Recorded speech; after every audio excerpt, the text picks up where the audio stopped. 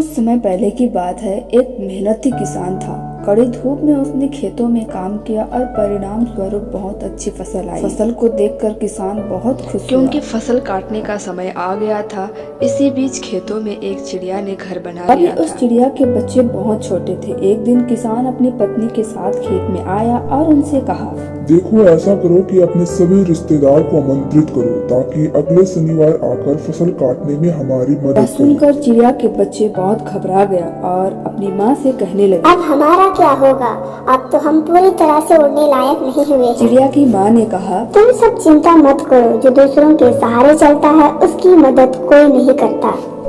अगले शनिवार जब किसान और उसकी पत्नी खेत पर पहुँचे तो वहाँ कोई भी रिश्तेदार नहीं था।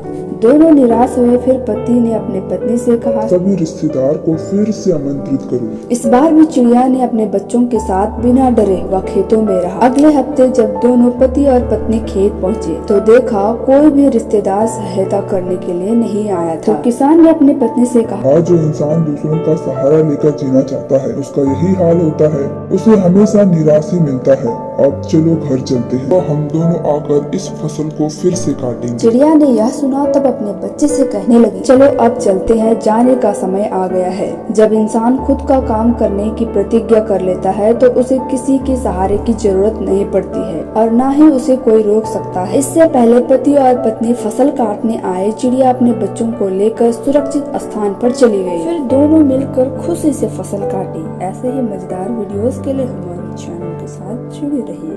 मैं मिलती हूँ